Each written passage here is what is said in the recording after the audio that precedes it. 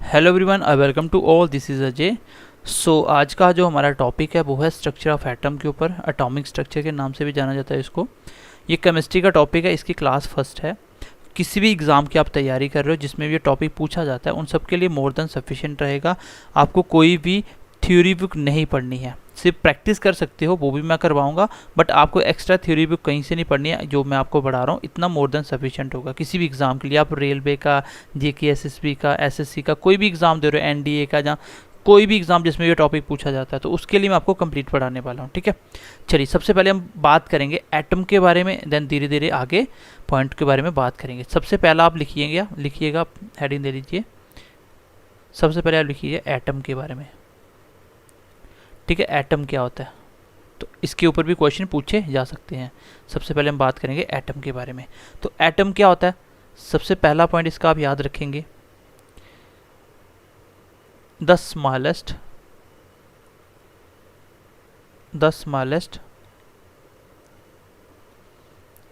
Part the smallest part which cannot be further divided। सबसे छोटे से छोटा पार्ट जिसको हम फर्दर फिर से डिवाइडेड नहीं कर सकते, इसको बोला जाता है इज नोन एज एटम। हालांकि इसको भी नीचे हम लोग अलग अलग पार्ट से मिलके एटम बनता है, लेकिन एटम एक सबसे छोटा स्मॉलेस्ट पार्टिकल है जो एग्जिस्ट करता है। अगर इसको आप सेपरेट करने की कोशिश करोगे तो ये रियल लाइफ में एग्जिस्ट ही नहीं करेगा। ठीक है, एटम होता क्या, मैं थोड़ा सा आपको नॉलेज दे देता हूँ। आप जितनी भी नॉन लिविंग थिंग्स आपके सामने पड़ी हैं, पेन से लेके पेंसिल, कॉपी, जो भी आपके सामने दिख रहा है, ये सब की सब किससे बने हुए हैं, ये एटम से बने हुए हैं। अलग अलग एलिमेंट के अलग अलग एटम से ये बने हुए हैं। ठीक है, एटम सबसे स्मॉलेस्ट पार्ट होता है, उससे मिल के फिर मॉलिक्यूल से फिर आगे चीज़ें बनती हैं। तो आपका पूछा जाए कि लिविंग सबसे स्मॉलेस्ट पार्ट कौन सा होता है, लिविंग सेल का, और सॉरी लिविंग बॉडी का, तो उसका आंसर होगा सेल। और बोले नॉन लिविंग का, तो आंसर होगा एटम। तो एटम सबसे स्मॉलेस्ट पार्ट होता है जिसको हम फर्दर डिवाइड नहीं कर सकते। और ऐसे मान लो कि दुनिया की हर एक चीज़ किसी न किसी एटम से मिलके बनी हुई है। तो पहला पॉइंट आपको ये याद रखना है, ये सबसे स्मॉलेस्ट पार्ट होता है जो जिसको हम लोग फर्दर आगे डिवाइड नहीं कर सकते। चलिए दूसरा पॉइंट आपको इसका ये याद रखना है कि एटम टर्म किसने दी, the term atom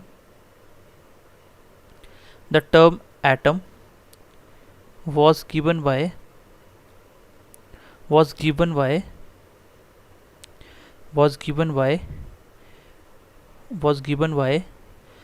Democritus,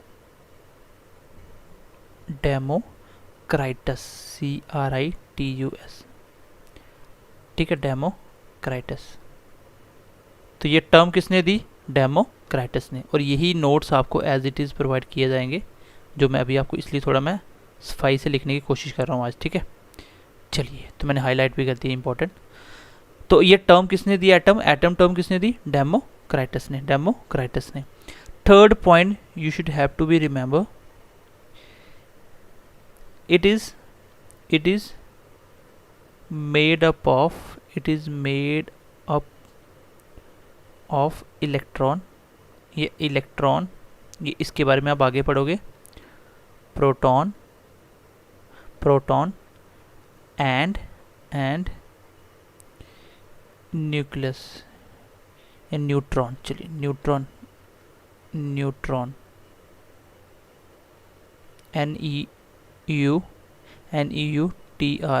neutron. ठीक है, जो आपका एटम है ये तीन चीज़ों से मिलके बना हुआ है। ये कुछ एग्जाम में पूछे जाते हैं, इलेक्ट्रॉन, प्रोटॉन, न्यूट्रॉन। ये तीनों चीज़ें आप डिटेल में पढ़ोगे, आपको सब कुछ समझ आ जाएगा। ठीक है, एक एटम क्या होता है, सबसे स्मॉलेस्ट पार्ट होता है जिसको आप लोग फर्दर डिवाइड नहीं कर सकते। एंड सेकंड थिंग है, इसकी टर्म जो एटम किसने दी, उसका नाम है डेमोक्राइटस। थर्ड पॉइंट ये याद रखना कि एटम किस से मिलके बना हुआ है, एटम इलेक्ट्रॉन, प्रोटॉन और न्यूट्रॉन से मिलके बना हुआ है। सेंटर में न्यूक्लियस होता है, न्यूक्लियस के अंदर प्रोटॉन और न्यूट्रॉन होते हैं, और उसके चारों साइड जो रिवॉल्व करते हैं वो होते हैं इलेक्ट्रॉन। ये आगे अभी आप स्ट्रक्चर समझ जाओगे। ठीक है, चलिए फोर्थ पॉइंट जो आपको याद रखना है guys, fourth point, atom is divided into atom is divided into two parts. तो एटम को आगे फिर से दो पार्ट में बांटा गया। सबसे पहला इसका पार्ट है न्यूक्लियस, जो मैं पहले ऊपर लिख रहा था, और इसका जो सेकंड पार्ट रहेगा वो रहेगा आपका ऑर्बिट। अब ऑर्बिट क्या होते हैं, ये क्या होते हैं, आपको समझ आ जाएगा, ठीक है। हर एक चीज़ मैं एक्सप्लेन करूँगा, पहले ये 3-4 पॉइंट आप लिख लीजिए। सबसे पहले जो स्मॉलेस्ट पार्ट होता है एटम, इसको हम दोबारा डिवाइड नहीं कर सकते, पहली बात। दूसरी बात डेमोक्राइटस ने दिया। तीसरी पार्ट, ये बना किस किस के है, ये इलेक्ट्रॉन, प्रोटॉन और न्यूट्रॉन से बना हुआ है। एटम फिर से हम डिवाइड कर सकते हैं, जिसको बोलते हैं न्यूक्लियस और ऑर्बिट से मिलकर एटम बना होता है। अब देखिए ये कहाँ कहाँ होता है, इसको थोड़ा सा मैं आपको स्ट्रक्चर समझाने की कोशिश करता हूँ, ठीक है। चलिए मैं आपको इसका स्ट्रक्चर समझाने की कोशिश करता हूँ। चलिए इसको समझने की कोशिश करना। ये आपका एक ऑर्बिट है, ऑर्बिट जिसमें इलेक्ट्रॉन घूमते हैं, बीच में होता है आपका सेंटर में, इसको बोलते हैं न्यूक्लियस, इसको बोलते हैं न्यूक्लियस। और इसके बीच बीच में क्या होता है, दोनों न्यूक्लियस किससे मिलकर बना होता है, न्यूक्लियस वो प्रोटॉन और न्यूट्रॉन से मिलकर बना होता है, और इसके साइड पे चक्कर लगाते हैं कौन, इलेक्ट्रॉन। ये जो इसको बोलते हैं ऑर्बिट, मतलब आप बोल सकते हो the path of electron. Electron का जो रास्ता होता है उसको ऑर्बिट बोलते हैं, उसको ऑर्बिट बोलते हैं। इलेक्ट्रॉन कहाँ घूमते हैं, वो घूमते हैं आपके ऑर्बिट में। और प्रोटॉन और न्यूट्रॉन से मिलकर क्या बना है, न्यूक्लियस। प्रोटॉन और न्यूट्रॉन से मिलकर क्या बना होता है, आपका न्यूक्लियस बना होता है। चलो इलेक्ट्रॉन के ऊपर जो चार्ज होता है ये आपको याद रखना है। इलेक्ट्रॉन के ऊपर जो चार्ज होता है, कितना चार्ज होता है, ये आगे आप पढ़ोगे अभी फिर से। 1.6 × 10⁻⁻19 कूलम अप्रॉक्स, और इसको बोलते हैं 1 यूनिट। और जो प्रोटॉन के ऊपर चार्ज होता है, प्रोटॉन के ऊपर जो चार्ज होता है वो होता है आपका 1.6 × 10⁻⁻19 कूलम। ये प्लस का होता है और ऊपर वाला माइनस होता है चार्ज, ठीक है, माइनस चार्ज होता है। तो प्रोटॉन के ऊपर पॉजिटिव चार्ज होता है, न्यूट्रॉन के ऊपर नेगेटिव। ये बात आगे आप बहुत डिटेल में समझ जाओगे, ठीक है, ये आप बात बहुत डिटेल में समझ जाओगे।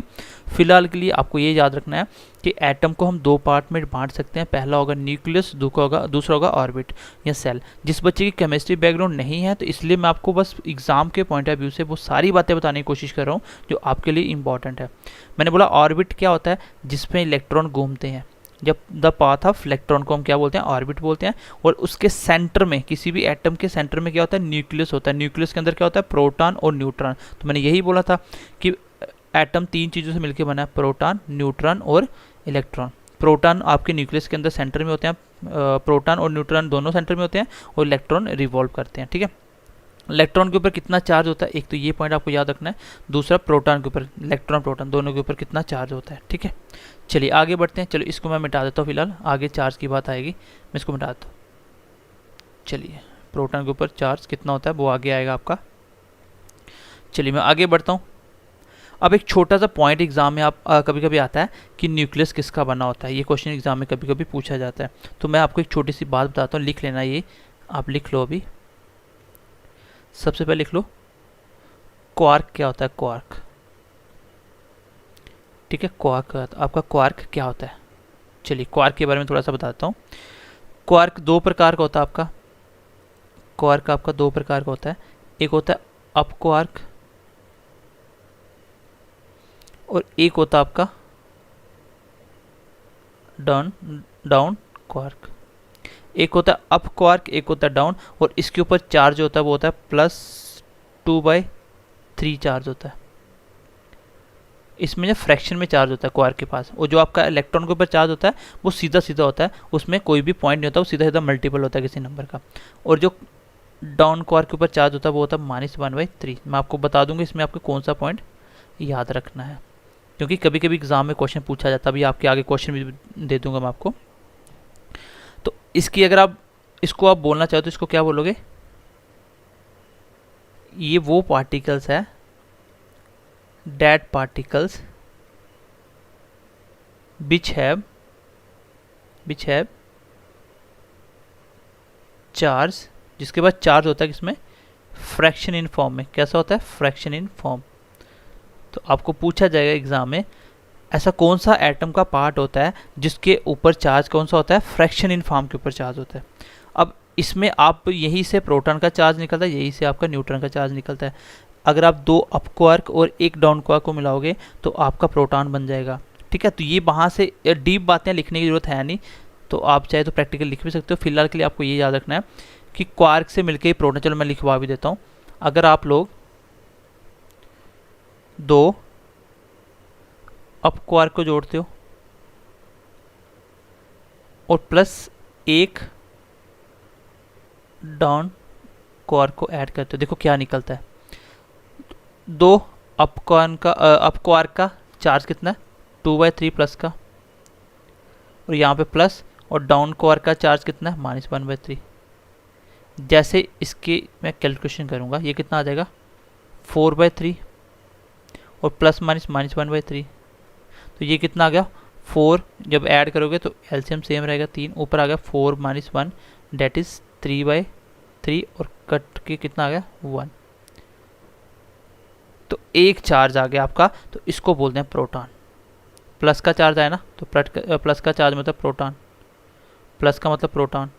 प्रोटॉन हमेशा पॉजिटिव होता है, ये आप आगे पढ़ोगे बात। फिलहाल मैंने आपको क्या बता दिया कि 2 अप क्वार्क और 1 डाउन क्वार्क मिलके आपका प्रोटॉन बना होता है। मैंने बताया था ना एटम किसका बना होता है, प्रोटॉन, न्यूट्रॉन और इलेक्ट्रॉन का। लेकिन प्रोटॉन देखो किसके बना हुआ, वो क्वार्क का मिलके बना हुआ है। उसमें 2 अप क्वार्क हैं, 1 डाउन है। ये काफ़ी डीप बातें आपको याद नहीं रखना, क्योंकि कभी कभी क्वेश्चन कैसे आता है ये आपको भी पता चल जाएगा। एक ये बात होगी। दूसरी बात आपको याद क्या रखनी, देखो एक तो ये होगी, हमने प्रोटॉन बना लिया। दूसरा देखो अभी हम इलेक्ट्रॉन और न्यूट्रॉन भी बनाएंगे। अगर आप 1 अप क्वार्क को ऐड करते हो प्लस 2 डाउन क्वार्क को ऐड करते हो, देखिए क्या रिजल्ट आता है। 1 अप का चार्ज कितना होता है, अप का 2/3 और डाउन का -2 टाइम्स ये प्लस आएगा तो -1/3 आएगा ना डाउन का। जैसे इसको कैलकुलेट करेगा आएगा 2/3 -2/3, तो कितना चार्ज आया, 0। तो प्रोटॉन के ऊपर चार्ज प्लस का होता है, एक न्यूट्रॉन के ऊपर कोई चार्ज नहीं होता, ये आप आगे पढ़ोगे। अब यहाँ से क्वेश्चन क्या आता है ये मैं आपको समझा देता हूँ। देखो अभी तक जो मैंने आपको बातें क्या क्या बताई, देखिए मैं दोबारा से एक बार रिपीट करता हूँ। मैंने बताया स्ट्रक्चर ऑफ एटम केमिस्ट्री का पार्ट है, पार्ट नंबर 1 हम पढ़ने वाले हैं। एटम के बारे में बताया, एटम क्या होता है, स्मॉलेस्ट पार्ट होता है जिसको हम दोबारा डिवाइड नहीं कर सकते। और एटम टर्म किसने दी थी, डेमोक्राइटस ने दी थी।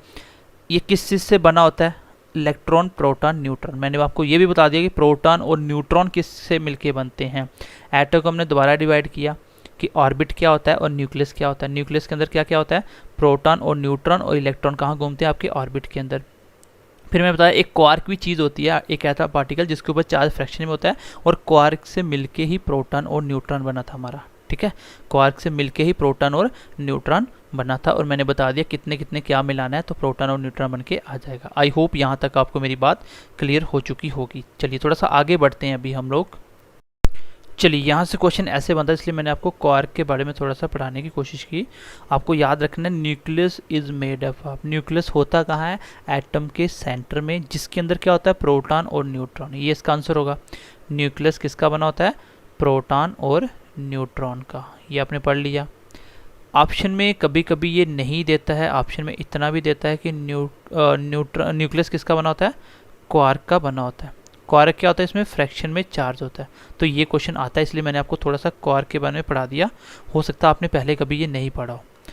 आगे देखिए क्वार्क किसने डिस्कवर किया, देखिए quark is discovered by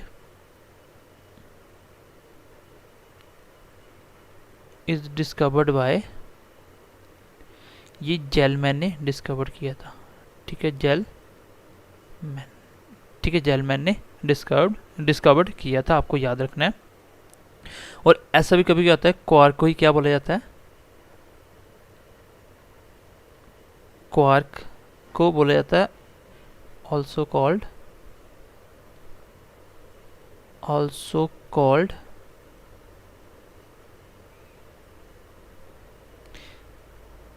nucleus या न्यूक्लियन, क्योंकि क्वार्क से ही क्या बना है, न्यूक्लियस बना है, और इसी को न्यूक्लियन भी बोला जाता है। ये पॉइंट आपको याद रखने हैं। अभी तक मैंने आपको सिर्फ फैक्चुअल बातें बता रहा हूँ जो भी एटम के रिलेटेड क्वेश्चन पूछे जाते हैं, क्योंकि केमिस्ट्री में आपको जो पढ़ा रहा हूँ इससे बाहर कुछ नहीं आएगा। एग्जाम कोई भी दो, आपको सारे के सारे क्वेश्चन इसी में से मिलेंगे। जैसे आप मेरे MCQs भी लगा लोगे, उसके बाद कोई भी एग्जाम आप दे सकते हो। इवन कि स्टेट PCS के एग्जाम में भी आपके क्वेश्चन निकल जाएंगे, जो साइंस से क्वेश्चन आएंगे। ठीक है, चलिए क्वार्क का पता चल गया आपको। एटम किस किस से बना होता है? एटम के लिए आपको छोटी सी बात फिर से बता रहा हूँ, एटम किससे बना होता है? ये एटम का स्ट्रक्चर, यहाँ पे घूमता है इलेक्ट्रॉन, बीच में होता है न्यूक्लियस, न्यूक्लियस में प्रोटॉन और न्यूट्रॉन। ठीक है, और इसी को बोलते हैं क्वार्क से ही बना हुआ है, क्योंकि प्रोटॉन न्यूट्रॉन दोनों ही क्वार्क से बने हुए हैं। तो इतनी सी बात मैंने आपको बता दी। चलिए आगे बढ़ते हैं गाइज, अब थोड़ी सी और फैक्चुअल बातें लिख लेते हैं। इलेक्ट्रॉन किसने डिस्कवर किया? इलेक्ट्रॉन किसने डिस्कवर किया? उसके बाद प्रोटॉन। चलो मैं सारे एक एक पॉइंट लिखवाऊंगा, उसमें आपको बताऊंगा। चलिए इसको छोड़िए फिलहाल, आगे हम बात करते हैं न्यूक्लियस के बारे में। सबसे पहले हेडिंग दीजिए आप न्यूक्लियस। ठीक है, किसके बारे में लिखिए आप लिखिए न्यूक्लियस के बारे में।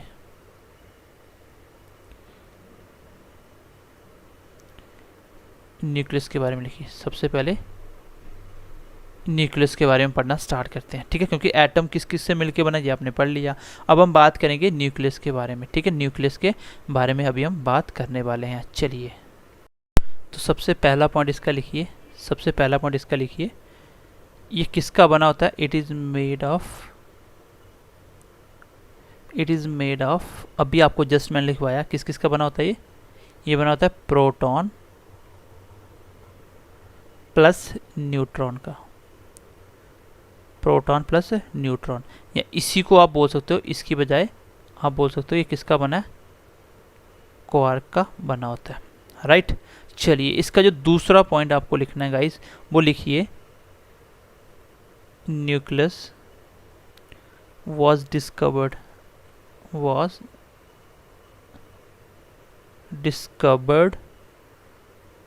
by Rutherford. ये पॉइंट इंपॉर्टेंट है। ये बेसिकली रदरफोर्ड ने एक्सपेरिमेंट किया था। उसने बताया था कि एटम के सेंटर में क्या होता है? न्यूक्लियस होता है। एटम के सेंटर में क्या होता है? न्यूक्लियस होता है। ठीक है, और किसके द्वारा बताया था ये भी पूछा जाता है कभी कभी एग्जाम में। बाय परफॉर्मिंग, लिख लो इसको भी, by performing alpha scattering experiment. किसके द्वारा? अल्फा स्कैटरिंग एक्सपेरिमेंट किया था उसने। ठीक है, अल्फा स्कैटरिंग एक्सपेरिमेंट किया था, उसके द्वारा पता किया था। अल्फा स्कैटरिंग मतलब एक रेज, यहाँ पे उसने किसी चीज़ से रेज पास की थी, वहाँ से उसको पता चला था कि एटम के सेंटर में क्या होता है? न्यूक्लियस होता है। ठीक है, एटम के सेंटर में क्या होता है? न्यूक्लियस होता है। अब आपको पता है कि न्यूक्लियस आपका दो चीज़ों से मिलकर बना है, एक प्रोटॉन और एक न्यूट्रॉन। दोनों के दोनों बीच में कैसे एक दूसरे से जुड़े रहते हैं, ये आपको भी इसमें पढ़ना है। देखो ये भी क्वेश्चन एग्जाम में पूछा जाता है। नेक्स्ट पॉइंट लिखिए, तीसरा पॉइंट लिखिए, थर्ड पॉइंट लिखो न्यूक्लियस NUCLEUS कर लो।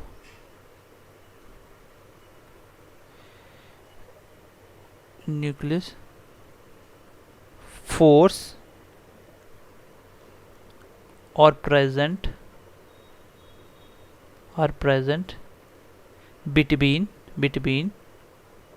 Proton and neutron. Question exam में पूछा जा सकता है कि प्रोटॉन और न्यूट्रॉन दोनों आपस में न्यूक्लियस के अंदर किस तरह से एक साथ रहते हैं। तो आपको आंसर देना कि क्योंकि उन दोनों के अंदर क्या होती है, उन दोनों के ऊपर कौन सी फोर्स काम करती है जो उनको चिपका के रखती है आपस में एक जगह।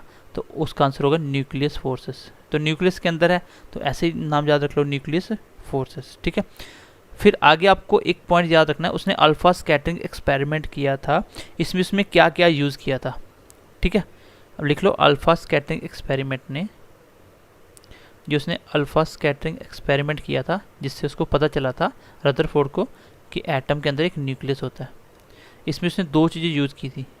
सबसे पहले रेडियो एक्टिव एलिमेंट यूज़ किया था, radio active element. Radio active element जिसका नाम था, उसका नाम आपको याद रखना है, डेट इज कॉल्ड पोलोनियम। ठीक है, पोलोनियम, POLONIUM। एक तो ये याद रखना है। दूसरा उसने जो एक मेटल यूज़ किया था वो कौन सा था, एक फॉयल जो उसकी मतलब एक थाली टाइप थी, वो कौन सी थी, वो गोल्ड की थी। कौन सी थी, गोल्ड फॉयल। तो मैंने बताया ना कि उसने क्या किया था, एक मेटल लिया था जिसमें से रेज पास की थी, तो उसको पता चला था कि सेंटर में क्या होता है, न्यूक्लियस होता है। तो ये सारे पॉइंट इंपॉर्टेंट है। सबसे पहले न्यूक्लियस किस किस का बना होता है, प्रोटॉन और न्यूट्रॉन का। और आप इसी का आंसर क्वार्क भी दे सकते हो, क्योंकि क्वार्क से ही प्रोटॉन और न्यूट्रॉन बने थे। दूसरा क्वेश्चन ये पूछा जाएगा कि न्यूक्लियस की खोज किसने की थी, उसका आंसर होगा रदरफोर्ड ने। और बोलेगा कौन सा एक्सपेरिमेंट था, तो आंसर होगा अल्फा स्कैटरिंग एक्सपेरिमेंट। ये क्वेश्चन बहुत बार एग्जाम में पूछा गया है। ठीक है, ये क्वेश्चन बहुत बार एग्जाम में पूछा गया है। फिर न्यूक्लियस फोर्सेस उसके बीच में काम करती है, जिसकी वजह से प्रोटॉन और न्यूट्रॉन दोनों न्यूक्लियस के अंदर रहते हैं। अल्फा स्कैटरिंग एक्सपेरिमेंट के अंदर उसने मेटल कौन सी यूज़ की थी, आपको आंसर देना गोल्ड फॉयल। और साथ में रेडियो एक्टिव एलिमेंट कौन सा था, पोलोनियम। ठीक है, पोलोनियम। चलिए आगे देखिए, आगे पॉइंट लिखिए। नेक्स्ट थोड़ा सा फैक्चुअल पॉइंट है। स्ट्रॉन्गेस्ट फोर्स इन नेचर कौन सी होती है, स्ट्रॉन्गेस्ट फोर्स इन नेचर। अगर आप देखो नेचर में जो सबसे स्ट्रॉन्गेस्ट फोर्स है वो कौन कौन सी होती हैं, तो उसका आंसर भी क्या देना आपको, उसका आंसर भी यही है, क्या, न्यूक्लियस फोर्स। जो न्यूक्लियस फोर्स होती हैं वो सबसे क्या होती हैं, वो स्ट्रॉन्गेस्ट फोर्स होती हैं। अगर पूछे आपसे कि वीकेस्ट कौन सी होती हैं, सबसे वीक कौन सी होती हैं, वीकेस्ट फोर्स इन नेचर। अगर बोले कि नेचर के अंदर सबसे वीक फोर्स कौन सी होती हैं, तो आंसर देना आपको कौन सी, ग्रेविटेशनल फोर्स। कौन सी, ग्रेविटेशनल फोर्स। तो सबसे स्ट्रॉन्गेस्ट फोर्स कौन सी होती है नेचर में, न्यूक्लियस फोर्स। सबसे वीकेस्ट कौन सी होती है, आंसर होगा ग्रेविटेशनल फोर्स। तो आई होप यहाँ तक आप समझ पाए होंगे। चलिए यहाँ तक करने के बाद थोड़ा सा आगे पॉइंट देख लेते हैं। और न्यूक्लियस के अंदर एनर्जी भी न्यूक्लियस की वजह से होती है। आगे देखिए इसका साइज किस में मेजर करते हैं, आगे लिखिए आप। नेक्स्ट लिखिए ऑर्डर ऑफ रेडियस, या ऑर्डर ऑफ रेडियस, रेडियस का साइज बोल सकते हो, या साइज ऑफ न्यूक्लियस। न्यूक्लियस का साइज किस में मेजर किया जाता है, तो उसका आपको आंसर देना है, उसका आंसर देना है आपको 10 की पावर -15 m मीटर। इसी को बोलते हैं 1 फर्मी, FERMI। ये इंपॉर्टेंट पॉइंट है इसका, 1 फर्मी। और इसलिए बोला जाता है कि SI यूनिट क्या होता है आपका, SI unit of size of nucleus. Nucleus का साइज मेजर करने के लिए जो यूनिट होता है वो क्या होता है, तो उसका आंसर भी क्या होगा, फर्मी होगा। उसका आंसर भी क्या होगा, फर्मी होगा। एक बार मैं अभी तक की बात को रिपीट करता हूँ, फिर हम थोड़ा सा आगे बढ़ते हैं।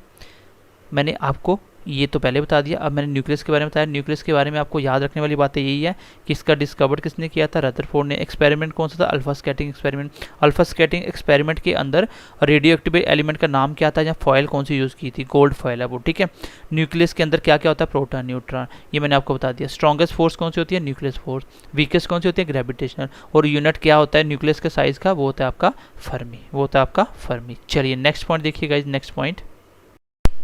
चलिए अभी नेक्स्ट हेडिंग दीजिए आप, नेक्स्ट हेडिंग दीजिए अभी आप ऑर्बिट के बारे में। ये ऑर्बिटल क्या होता है, ठीक है,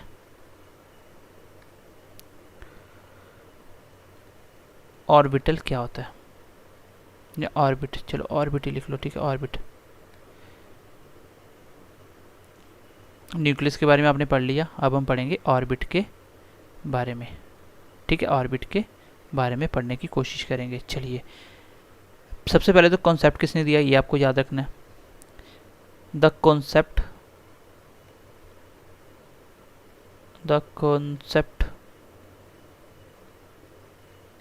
the concept of orbit was given by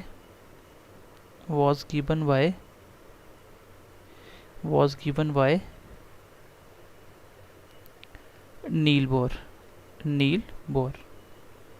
ये क्वेश्चन भी एग्जाम में पूछा जाता है कि ऑर्बिट का कॉन्सेप्ट किसने दिया था। ठीक है, ऑर्बिट। अब आपको ऑर्बिट निकालना भी सीखना है कि किसमें कितने कितने ऑर्बिट होते हैं। हम लोग ऑर्बिट को किस में मेजर करते हैं, हम लोग ऑर्बिट को, ये जो ऑर्बिट क्या होते हैं, जहाँ पे इलेक्ट्रॉन घूमते हैं, जैसे ये आपका न्यूक्लियस है जिसमें प्रोटॉन और न्यूट्रॉन है, ये पहला ऑर्बिट है जहाँ पे इलेक्ट्रॉन घूमते हैं। जैसे जैसे एनर्जी बढ़ती जाती है, चलिए आगे, ये दूसरा, ये तीसरा, ऐसे ही ऑर्बिट चलते रहेंगे। तो सबसे पहले ऑर्बिट का नाम है, सबसे पहले ऑर्बिट का नाम दिया जाता है के ऑर्बिट, फिर एल, फिर एम, फिर उसके आगे चलता जाएगा एन, ओ, ऐसे चलता जाएगा। ठीक है, आपको बस 4 याद रखना है, के एल एम एन। तो मैक्सिमम नंबर ऑफ ऑर्बिट कितने, maximum number of electron in orbit कैसे निकालते हैं, और कौन से ऑर्बिट में कितने इलेक्ट्रॉन होंगे वो कैसे निकलता है। ठीक है, यहाँ से क्वेश्चन एग्जाम में सीधा सीधा पूछा जाता है। सबसे पहले के अंदर जो इलेक्ट्रॉन होते हैं वो कितने होते हैं, 2। एल के अंदर 8, अभी आप सीख जाओगे कैसे निकलता है। एम के अंदर 18, एन के अंदर 32, ओ के अंदर 50, तो आगे चलता जाएगा, लेकिन आपको जाना नहीं आगे। ठीक है, पहले 2-3 का पता होना चाहिए। अब क्वेश्चन ये आता है, maximum number of electron, maximum number of electron in an orbit. तो एक ऑर्बिट में मैक्सिमम से मैक्सिमम कितने इलेक्ट्रॉन घूम सकते हैं। ऑर्बिट कौन कौन से हो सकते हैं, के हो सकता है, एल हो सकता है, एम हो सकता है, एन हो सकता है। तो सबसे कितने, एक ऑर्बिट के अंदर कितने इलेक्ट्रॉन घूम सकते हैं वो हमें कैसे पता चलेगा। तो ये बेसिकली 11th-12th का कॉन्सेप्ट है जिसका नाम था प्रिंसिपल क्वांटम नंबर। ये 11th-12th क्लास में होता था, ये हमारे आउट ऑफ सिलेबस है, हमारे सिलेबस में हालांकि नहीं है। तो निकालने का तरीका क्या होता है, इसका जो फॉर्मूला होता है वो होता है 2n स्क्वायर। तो number of orbit, number of electron किसी एक ऑर्बिट में कितने हैं वो कैसे निकलता है, 2n स्क्वायर से। और ये कॉन्सेप्ट है किसका, बाय प्रिंसिपल क्वांटम नंबर। किसके द्वारा दिया गया था, बाय प्रिंसिपल क्वांटम नंबर। ये कॉन्सेप्ट का नाम है प्रिंसिपल क्वांटम नंबर। तो प्रिंसिपल क्वांटम नंबर के द्वारा हमें पता चला कि मैक्सिमम नंबर ऑफ इलेक्ट्रॉन कैसे निकलते हैं। ठीक है, maximum number of orbit electron कैसे निकलते हैं।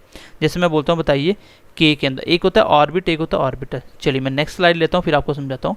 आपको फिलहाल तो ये याद रखना है, मैक्सिमम नंबर ऑफ इलेक्ट्रॉन निकालने का तरीका क्या होता है, 2n स्क्वायर। मैं ऑर्बिट का कॉन्सेप्ट समझा रहा हूँ। ऑर्बिट का कॉन्सेप्ट जहाँ पे इलेक्ट्रॉन घूमते हैं, वो किसने बताया हमें, इलेक्ट्रॉन के बाद आगे भी इलेक्ट्रॉन के अंदर जो इलेक्ट्रॉन घूमने का पाथ है उसको ऑर्बिट बोलते हैं। वो कॉन्सेप्ट बताया नील बोर ने। ठीक है, नील बोर ने। मैंने बताया कि ऑर्बिट कौन कौन से होते हैं, K L M N O P, ऐसे चलते जाएंगे। तो 4 पहले याद रखने हैं, के से स्टार्ट होता है, याद रखना है इसको।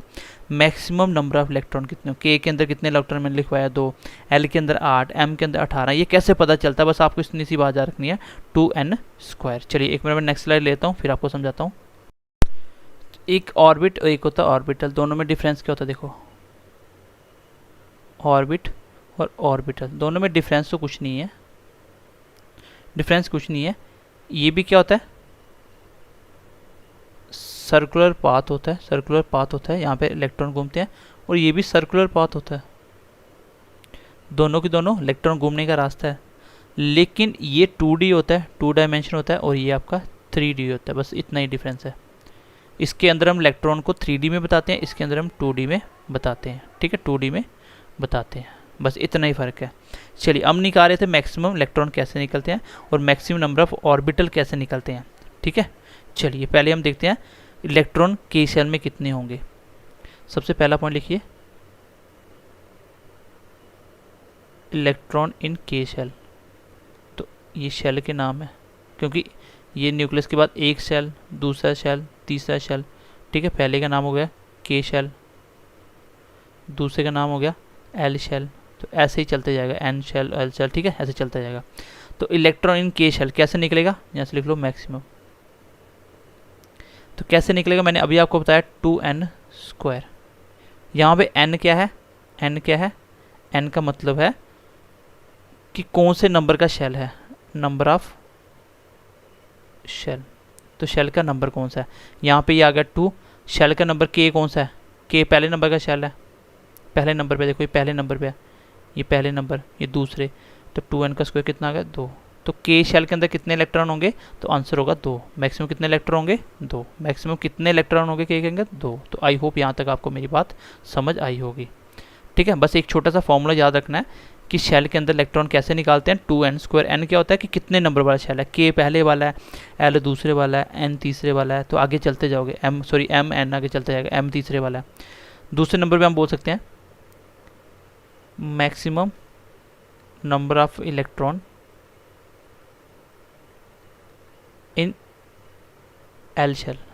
तो आपको ही पता है कि एल शेल में क्या होता है, एल शेल में तो ये दूसरे नंबर है, तो आंसर इसका यही होगा 2n स्क्वायर। तो 2 इंटू एन क्या है, दूसरे नंबर का है, तो ये कितना हो गया 8। तो मैंने यही बोला था कि n के अंदर कितने होते हैं, 8 होते हैं। और सेम आपको मुझे बताना है कमेंट करके, number of electron in m and n shell. चलिए इसके आंसर मुझे आपको बताने हैं दोनों के, m के अंदर कितने होते हैं और n के अंदर कितने होते हैं। मैंने भले लिखवाए भी थे बट आपको फॉर्मूले के साथ निकाल के मुझे बताना है। ठीक है, तो आई होप यहाँ तक समझ पाए होंगे। ठीक है, चलिए आगे बढ़े, थोड़ा सा आगे बढ़ते हैं।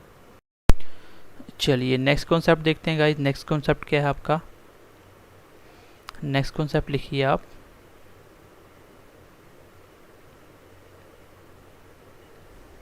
नेक्स्ट कॉन्सेप्ट लिखिए आप, एटॉमिक साइज के बारे में बताऊँ एक बार, क्या होता है एटॉमिक साइज। एटॉमिक साइज क्या होता है आपका, एटॉमिक मतलब एटम के स्ट्रक्चर का साइज बताना आपको, क्या होगा ये। तो एटॉमिक साइज क्या होगा, चलिए मैं बताता हूँ आपको। ये होता है basically distance between last shell of atom and nucleus NuCl जो न्यूक्लियस ऑफ एटम। किसी एटम का साइज कितना होगा, एटॉमिक साइज कितना होगा, वो डिपेंड करेगा कि न्यूक्लियस के सेंटर से शेल के बीच की दूरी, जैसे ये लास्ट शेल है ना, इसके और इसके बीच की जो डिस्टेंस है, इसको बोलते हैं एटॉमिक साइज, इसको बोलते हैं एटॉमिक साइज। तो एटम का साइज क्या होगा, तो अभी आपने जो पढ़ा था फर्मी, वो किसका था, वो न्यूक्लियस का था। न्यूक्लियस के अंदर साइज किस में मेजर करते हैं, अब न्यूक्लियस से लेके बाहर के सेल तक का जो साइज होगा उसको बोलते हैं एटॉमिक साइज। ठीक है, एटॉमिक साइज का जो यूनिट होता है, देखो यूनिट लिख लो, इसी के अंदर लिख लो SI यूनिट, किस में मेजर करते हैं इसको, SI unit of atomic size. वो क्या है आपका, वो है आपका एंगस्ट्रॉम। क्या होता है एंगस्ट्रॉम, एंगस्ट्रॉम इसका यूनिट होगा SI, किसका, एटॉमिक साइज मेजर करने का। ठीक है, तो ये आपको याद रखना, ये भी आपका इंपॉर्टेंट पॉइंट है। न्यूक्लियस का एटॉमिक साइज का ऐसा यूनिट, न्यूक्लियस साइज का ऐसा यूनिट क्या था मेजर करने का, तो फर्मी था, और इसका क्या है एंगस्ट्रॉम है। ठीक है, आई होप यहाँ तक आप समझ, एंगस्ट्रॉम है। ठीक है, एंगस्ट्रॉम ROM। तो आई होप कि आज की क्लास आपको बेसी मैंने समझाने की कोशिश करी। मैंने देखो आपको क्या क्या बताने की कोशिश करी, एक बार मैं छोटा सा रिकैप लेता हूँ। लास्ट स्लाइड में हमने क्या क्या पढ़ा, ऑर्बिट और ऑर्बिटल के बीच में डिफरेंस क्या है, दोनों ही इलेक्ट्रॉन के पाथ हैं, लेकिन दोनों में डिफरेंस क्या है, एक 2D फिगर है, एक 3D फिगर है, राइट। एंड सेकंड थिंग हमने पढ़ा कि मैक्सिमम नंबर ऑफ इलेक्ट्रॉन निकालने का फॉर्मूला क्या होता है किसी भी शेल के अंदर। शेल के नाम है K shell, L shell, M, N, O up to so on चलते जाएंगे। याद रखना ABC नहीं है, K से स्टार्ट होने वाले शेल हैं। ठीक है, उसके बाद मैक्सिमम नंबर ऑफ इलेक्ट्रॉन निकालने का जो फॉर्मूला होता है वो क्या होता है 2n स्क्वायर। यहाँ पे n का मतलब क्या है कि शेल का कौन सा नंबर है। तो जैसे मैंने k में जाने की कोशिश की तो k पहला शेल है, तो 2n स्क्वायर, n की जगह पहला शेल रखा 1 और मेरा आंसर आ गया 2, मतलब k के अंदर 2 होते हैं। उसके बाद l के अंदर 8 होते हैं। m और n का मुझे आपको बताना है अभी, तो ये मैंने आपको अभी तक यहाँ पे पढ़ाया। फिर मैंने आपको किसके बारे में बताया, चलिए मैं उसको भी एक बार रिकैप करता हूँ। फिर मैंने आपको बताया न्यूक्लियस किस किस का बना होता है, प्रोटॉन और न्यूट्रॉन का या क्वार्क का बोल सकते हो। उसके बाद क्वार्क किसने डिस्कवर किया, जेलमैन ने। क्वार्क का ही दूसरा नाम क्या होता है, न्यूक्लॉन होता है, न्यूक्लॉन। फिर मैंने आपको न्यूक्लियस के न्यूक्लियस के बारे में पढ़ाना स्टार्ट किया। न्यूक्लियस किसका बना मैंने बता दिया। न्यूक्लियस डिस्कवर करने वाला कौन था, रदरफोर्ड था। रदरफोर्ड ने इसको एक्सपेरिमेंट कौन सा किया, जब इसको बताया था कि न्यूक्लियस भी होता है एटम के अंदर, उसके अंदर उसने एक्सपेरिमेंट कौन सा करा, अल्फा स्कैटरिंग एक्सपेरिमेंट। कौन सा, अल्फा स्कैटरिंग एक्सपेरिमेंट। इसके अंदर जो आपका फॉयल यूज़ की थी वो थी गोल्ड फॉयल, और रेडियो एक्टिव जो एलिमेंट था वो था पोलोनियम। याद रखना, ये इंपॉर्टेंट है। न्यूक्लियस फोर्स उनके बीच में, प्रोटॉन और न्यूट्रॉन के बीच में न्यूक्लियस फोर्स प्रेजेंट है। और स्ट्रॉन्गेस्ट फोर्स इन नेचर भी न्यूक्लियस है, और वीकेस्ट है ग्रेविटेशनल फोर्स, ठीक है। और मैंने बताया कि न्यूक्लियस का साइज निकालने का यूनिट क्या होता है, फर्मी। यहाँ तक क्लियर हुई। फिर मैंने ऑर्बिट के बारे में बताया आपको, ये कि ऑर्बिट किसने कॉन्सेप्ट दिया था, नील बोर ने, और निकालना कैसे, कितने इलेक्ट्रॉन होते हैं मैक्सिमम एक शेल में, वो मैंने आपको बता दिया। चलिए इसके साथ और हमने क्या डिस्कस किया, पहली स्लाइड भी डिस्कस कर लेते हैं। चलिए पहली स्लाइड में क्या बताया, सबसे पहले बताया एटम क्या होता है, सबसे स्मॉलेस्ट पार्ट होता है जिसको हम दोबारा डिवाइड नहीं कर सकते, फर्दर डिवाइड नहीं कर सकते, ये याद रखना आपको। फिर मैं बताया ये किस किस का बना होता है, ये बहुत ही इंपॉर्टेंट पॉइंट है। कौन कहाँ कहाँ होता है मैंने ये भी एक्सप्लेन कर दिया, ठीक है। एटम डिस्कवर्ड किसने किया था, सॉरी एटम को हम दो पार्ट में डिवाइड कर सकते हैं, एक होता है न्यूक्लियस और एक होता है आपका ऑर्बिट, या जिसको आप शेल के नाम से भी जानते हो, ठीक है। चलिए उसके बाद मैंने आपको बताया कि न्यूक्लियस के अंदर क्या होता है, प्रोटॉन और न्यूट्रॉन। फिर मैंने क्वार्क के बारे में थोड़ा सा कॉन्सेप्ट बताया, किसके ऊपर पॉजिटिव नेगेटिव चार्ज क्या क्या होता है, क्या क्या मिलकर प्रोटॉन और न्यूट्रॉन बनाते हैं। तो ये मैंने आपके साथ डिस्कस करा, ठीक है। और आई होप आज की क्लास आपको समझ आई होगी। मैंने बहुत कोशिश की आपको हर एक बच्चा समझ पाए, ताकि मैंने आपको बेसिक से समझाया, ताकि आप लोग भी जो आर्ट्स या कॉमर्स बैकग्राउंड से वो भी केमिस्ट्री का टॉपिक समझ पाएँ, ठीक है। चलिए बाकी मिलते हैं नेक्स्ट क्लास में, ध्यान रखिए अपना, bye bye, take care and God bless you.